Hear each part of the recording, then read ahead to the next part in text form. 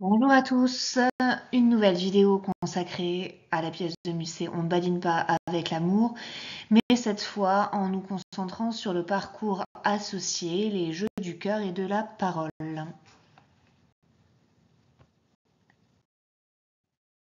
Alors on va commencer par une analyse des mots-clés du parcours. Tout d'abord, on remarque la présence du mot jeu, un terme qui est au pluriel, et ce pluriel va être important.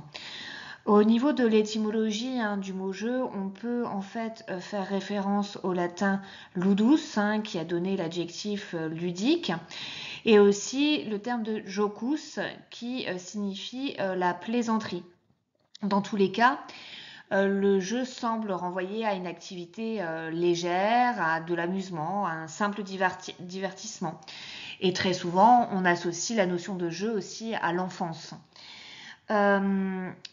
Mais on peut aussi donner un autre sens au mot jeu, qui est celui du décalage. Vous savez, quand on dit il y a un jeu de 8 mm entre telle et telle chose, entre la fenêtre et le volet, voilà.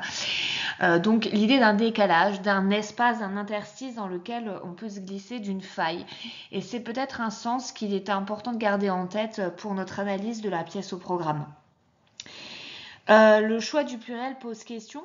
Ça voudrait dire qu'il y a plusieurs formes de jeux, des jeux qui peuvent en fait être différents en fonction de ceux qui les pratiquent. Et en effet, justement, les jeux de l'amour n'ont rien à voir avec des jeux d'enfants. D'accord ? Là, on est face à des jeux d'adultes. Et aussi en fonction des objectifs qu'on veut atteindre avec ces jeux. La notion de jeu, elle implique aussi, de manière implicite, sans qu'on ait forcément besoin de le dire, la notion de règles. Quand il y a jeu, il y a les règles du jeu. Et le problème, c'est que il faut que ces règles du jeu soient respectées. Il faut que tous les participants à ce jeu veuillent jouer le jeu, justement, de ces règles. Le jeu, c'est aussi une notion qui est ambivalente parce qu'il existe des jeux de hasard. Par exemple, quand on joue au dé, on ne sait pas sur quel chiffre on va tomber.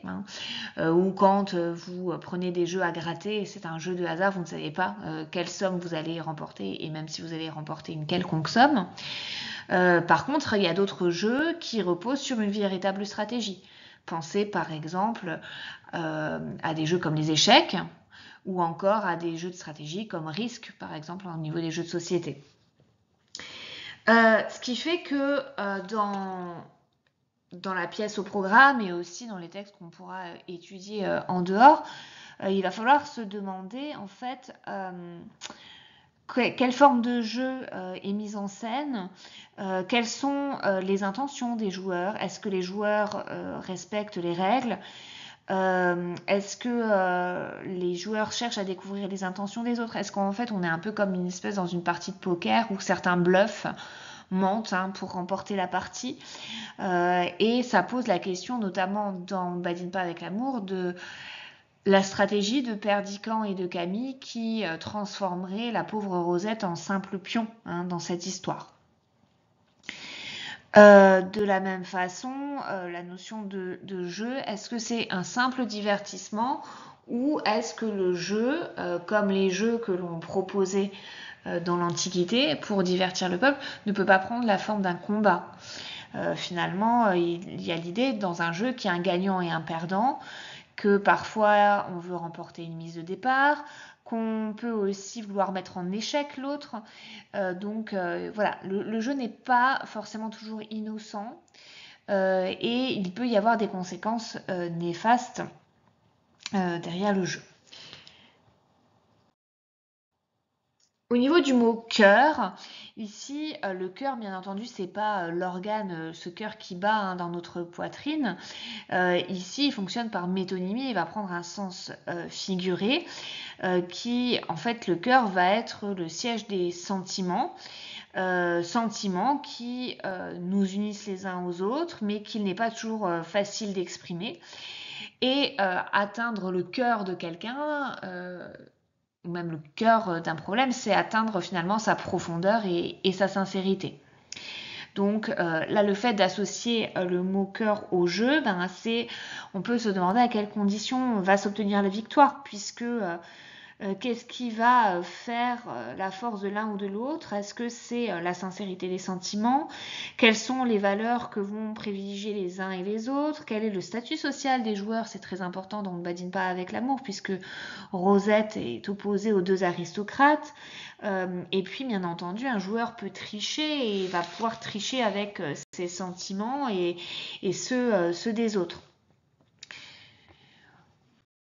Au niveau de la parole, c'est un terme là aussi important puisque finalement tout être animé, même un animal, est doté d'une forme de langage. Par contre, la parole, c'est une faculté qui est proprement humaine, qui va permettre à l'individu d'exprimer sa pensée en parlant afin de la communiquer à autrui. Donc ça veut dire qu'il y a toujours au minimum un émetteur et un récepteur, un destinataire. Cette parole, elle peut avoir plein de fonctions. On peut parler pour justement exprimer ses sentiments, on peut parler pour instruire, pour manifester du savoir, on peut essayer de convaincre, de persuader, de séduire, voire de manipuler aussi. D'autre part, cette parole, c'est aussi une dimension essentielle du théâtre. Sans parole, il n'y a pas de théâtre. Alors on peut avoir un théâtre qui est fondé sur du mime, et notamment Antonin Artaud considérait que dans le théâtre occidental, on accordait trop de place à la parole et pas assez au corps, mais il n'empêche que la parole est essentielle au théâtre et qu'en plus, la parole théâtrale a une double spécificité, celle de la double énonciation, c'est-à-dire que lorsqu'un personnage parle sur scène, il s'adresse à la fois aux autres personnages qui l'entourent, mais aussi au public, selon la vertu du quatrième mur. Et aussi, la parole théâtrale est une parole factitive, c'est-à-dire que quand on dit quelque chose au théâtre, ça équivaut à le faire. Par exemple, va, je ne te hais point, cette célèbre litote, elle exprime l'amour du personnage, mais elle congédie aussi l'autre, d'accord? Donc il y a une idée une sorte d'impératif catégorique dans la parole théâtrale. Et bien entendu, sans parole, il n'y a pas de communication. Alors ça ne veut pas dire qu'avec la parole, il y a toujours communication, puisqu'il peut y avoir des dialogues de sourds et des incompréhensions, et c'est souvent le cas dans la pièce au programme, notamment entre les personnages grotesques. Finalement, si on reprend l'idée de jeu de la parole, c'est encore peut-être plus difficile de remporter la partie dans ce domaine-là, puisque la parole, en fait, on n'est pas tous égaux par rapport à elle. Notre maîtrise de la parole va dépendre de l'éducation dont on a disposé, de la pratique que l'on peut avoir avec elle.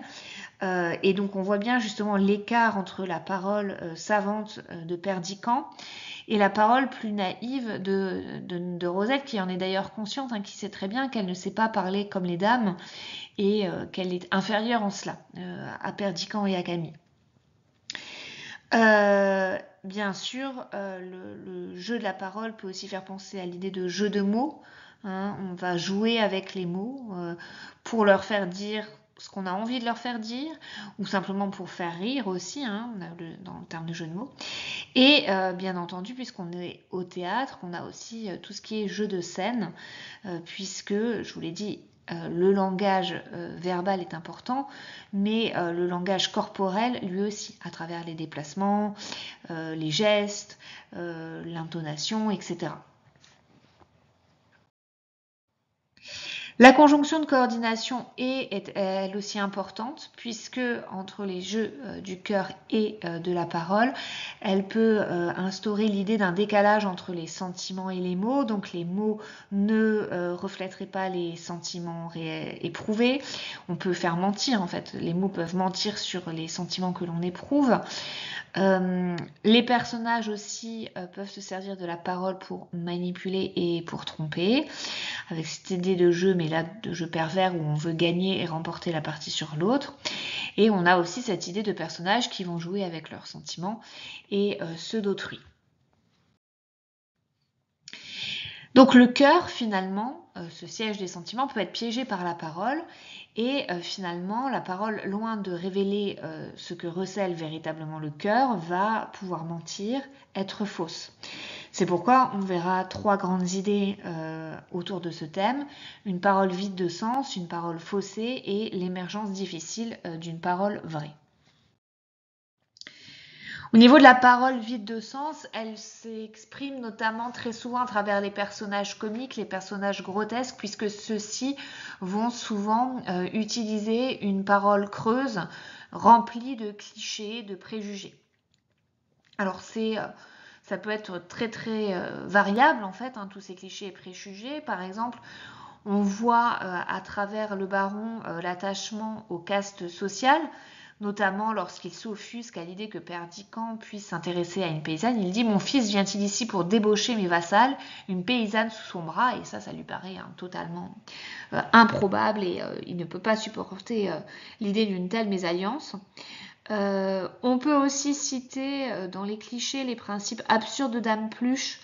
Une jeune fille qui se respecte ne se hasarde pas sur les pièces d'eau lorsque justement elle se félicite que Camille ait refusé les propositions de Perdiccas. Et on avait déjà vu dans une autre vidéo que justement ces paroles de Dame Pluche pouvaient avoir justement un double sens érotique et qu'elle ne semble pas percevoir. On peut aussi citer dans la scène d'exposition les portraits totalement exagérés et stéréotypés de Perdiccas, qui est à travers cette métaphore là, hyperbolique, le diamant fin des pieds à la tête. Donc là, on sent aussi la volonté de son gouverneur de se vanter et de mettre en avant celui qui l'a formé. Et pareil pour Camille, Dame Pluche l'a définit comme une fleur de dévotion et de sagesse. Autre chose aussi, on peut citer les propos totalement misogynes du baron qui dévalorise les femmes et les réduit à des cruchasses, on peut le dire. Je connais ces êtres charmants et indéfinissables. Soyez persuadés qu'elles aiment avoir de la poudre dans les yeux et que plus on leur en jette, plus elles les écarquillent afin d'en gober davantage. Donc elles apparaissent véritablement comme des personnes naïves, crédules qui peuvent finalement croire tout ce qu'on leur propose et être trompés dans l'illusion. Autre passage aussi qui nous montre le caractère vide des paroles des personnages grotesques, c'est le moment où le registre héroïque comique est utilisé pour déplorer la perte de nourriture et de boissons. Oh, disgrâce imprévue, me voilà chassé du château, par conséquent de la salle à manger, je ne boirai plus le vin de l'office. Pourquoi une fatale curiosité m'a-t-elle poussé? Pourquoi un vain orgueil m'a-t-il éloigné de ce dîner honorable?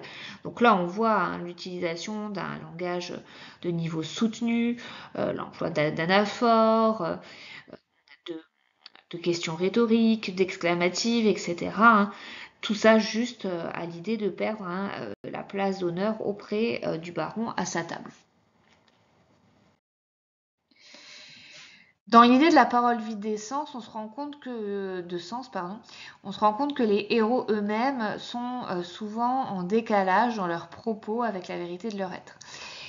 Donc, Perdiccas, dans la scène 5 de l'acte 2, lors de la joute verbale avec Camille, fait une violente satire de la religion et du couvent, et il dénonce notamment les récits hideux qui ont empoisonné Camille, et il lui dit clairement, avec cette phrase négative, ce n'est pas toi qui parles. Sous-entendu, elle est une espèce de perroquet. D'ailleurs, elle-même utilisera cette image du perroquet mal appris. Donc, elle ne fait que répéter de manière absurde les discours qu'on lui a tenus sans forcément que ce soit en accord avec ses propres principes et ses propres façons de penser. Quant à Perdiccas, lui aussi, il s'enferme parfois en fait dans un discours plein de clichés, dans un discours amoureux très convenu, notamment lorsqu'il fait la cour à la paysanne. Dans l'acte 3, scène 3, « Je t'aime, Rosette, toi seule au monde, tu n'as rien oublié de nos beaux jours passés. Toi seule, tu te souviens de la vie qui n'est plus, donne-moi ton cœur, cher enfant. » Donc là, on voit un lyrisme qui, en fait, réemploie totalement tous les clichés habituels.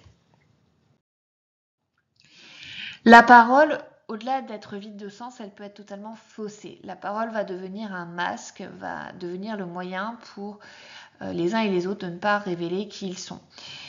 Par exemple, à l'acte 1, scène 2 et 3, Camille joue vraiment la dévote en s'extasiant par exemple devant le tableau représentant sa grand-tante en habits religieuse.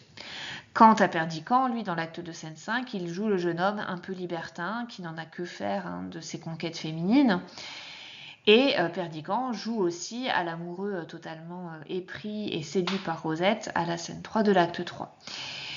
Mais finalement, cette parole faussée, c'est une manière de se protéger pour Camille d'un mariage imposé.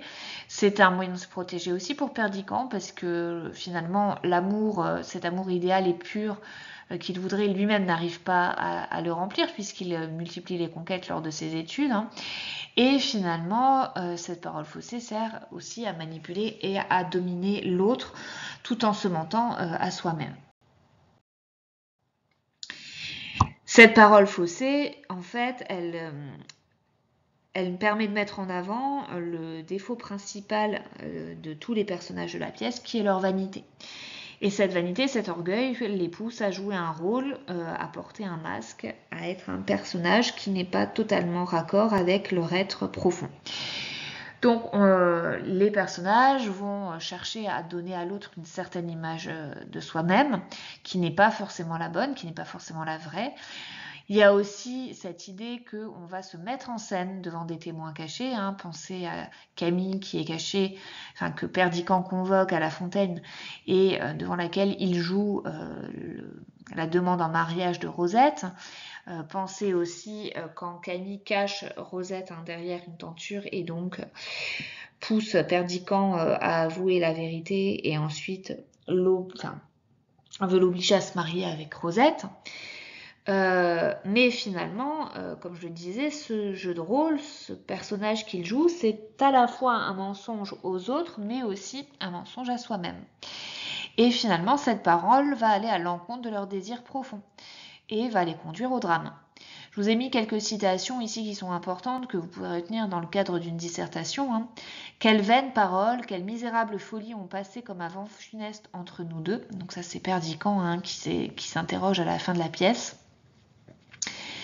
Camille aussi, lorsqu'elle cache Rosette derrière une tenture, elle lui dit « Je ne vous aime pas, moi je n'ai pas été chercher par dépit cette malheureuse enfant au fond de sa chaumière pour en faire un appât, un jouet. » Alors là, ce qui est ironique dans les paroles de Camille, puisque elle-même s'en sert finalement comme jouet, comme appât. Autre réplique là cette fois de Perdiccas qui se ment à lui-même et à la fois à Camille. Non Camille, je ne t'aime pas, je ne suis pas au désespoir et je te l'éprouverai. Ça c'est au moment où il découvre la lettre que Camille a envoyée à Sœur Louise où elle déclare que Perdiccas est au désespoir à l'idée que Camille se refuse à lui. Et encore une fois, on retrouve cette idée de l'orgueil dans une des répliques de Perdiccas. Qu'es-tu venu faire sur nos lèvres, orgueil, lorsque nos mains allaient se joindre? Et donc on voit bien ici que finalement la vanité a empêché la réussite du couple et aboutit au drame final qui les séparera à tout jamais. Finalement, en raison de cette parole qui est vide de sens, en raison de cette parole qui est faussée, qui avance masquée, on arrive difficilement à faire émerger une parole vraie.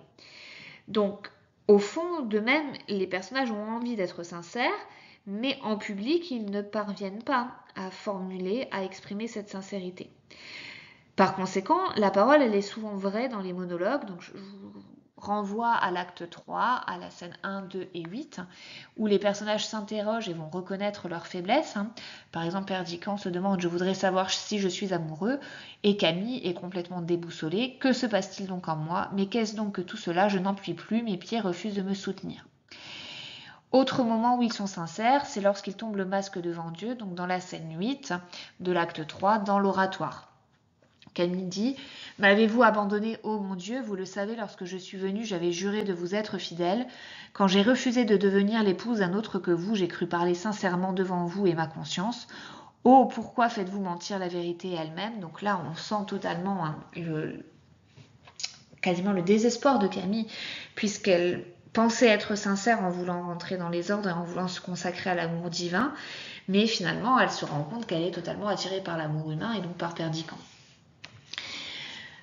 Et ensuite, on a ce dialogue entre Perdiccas et Camille, toujours dans la scène 8. Insensés que nous sommes, nous aimons. Oh mon Dieu, le bonheur est une perle si rare dans cet océan d'ici-bas. Il a bien fallu que la vanité, le bavardage et la colère vinssent jeter leurs rochers informes sur cette route céleste qui nous aurait conduits à toi dans un baiser. Donc là, encore une fois, réflexion de Perdiccas sur l'orgueil et la vanité qui les a conduits à se faire du mal, à se faire souffrir les uns les autres. Camille répond: oui, nous nous aimons. Perdiccas, laisse-moi le sentir sur ton cœur. Ce Dieu qui nous regarde ne s'en offensera pas, il veut bien que je t'aime. Il y a 15 ans qu'il le sait. Donc on voit que l'amour humain entre Camille et Perdiccas serait validé par Dieu, sauf que la mort de Rosette va mettre fin à cette communion qui se fait en fin jour, mais trop tard.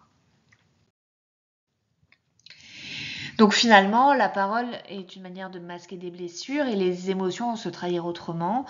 Par exemple, par le biais des larmes dans l'acte 2, scène 3, par la passion et la colère dans la scène 5 de l'acte 2, ou encore dans la scène 2 et 7 de l'acte 3. Je vous ai mis quelques citations à propos de la colère. Tu es en colère en vérité. Vous me faites peur, la colère vous prend aussi. Tu sauras que j'en aime une autre avant que de partir d'ici. Et également le désir qui se traduit dans la scène 3 de l'acte 3. Donc finalement, il faut être très perspicace pour faire tomber les masques. Par exemple, Perdiccas dénonce le masque de plâtre imposé à Camille par les discours hideux formulés au couvent.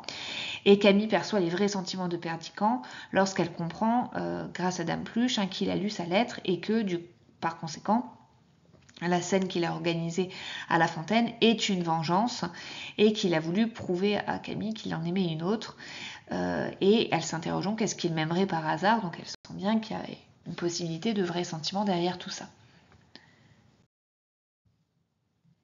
Donc la parole vraie finalement ne semble pas avoir de place dans la pièce, si ce n'est dans l'intimité et face à Dieu. La parole sincère de Rosette, elle n'est jamais écoutée. Je vous propose de relire la scène 3 et 7 de l'acte 3.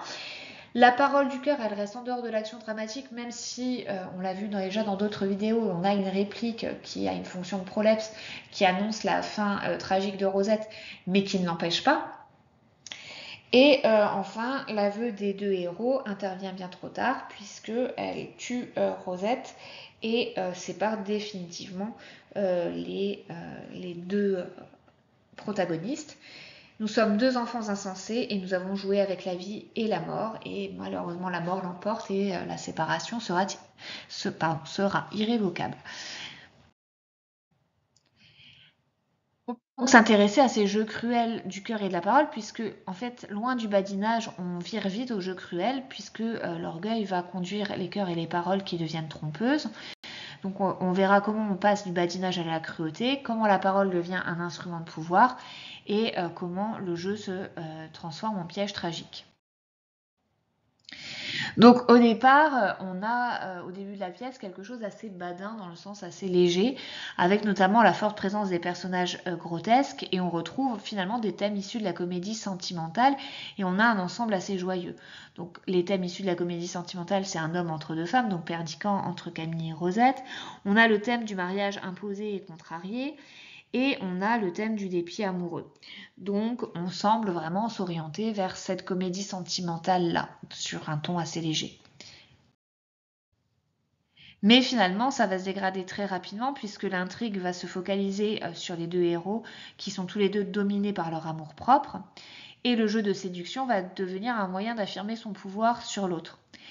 La vanité blessée va réveiller le désir de vengeance, et finalement Rosette va devenir un pion, un appât, un jouet dans les mains des deux aristocrates.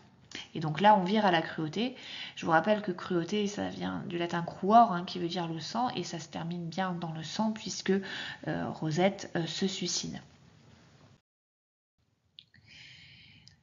La parole apparaît comme un instrument de pouvoir, ça devient une arme, puisque les héros vont s'en servir, notamment grâce à l'ironie, au double langage, qui va permettre d'adresser des piques aux uns et aux autres, de mentir et de manipuler autrui. Donc on a souvent des scènes qui virent à l'affrontement entre Camille et Perdiccas, donc vous pouvez revoir la scène 5 de l'acte 2 et la scène 6 de l'acte 3. On a aussi vraiment des fortes satires, des revendications qui s'expriment. Dans l'acte 2, scène 5, on a la défense des femmes par Camille, mais on a aussi la satire de la religion par Perdiccas. Et finalement, ils vont être prêts à nier leurs propres sentiments pour s'affirmer face à l'autre et prendre le pouvoir sur leur interlocuteur. Et la parole va finalement devenir blessante et humiliante, à la fois dans l'acte de scène 5, dans la joute verbale entre Camille et Perdiccas, et dans la scène 7 de l'acte 3. Et elle va devenir l'outil de vengeance dans la scène 6 de l'acte 3.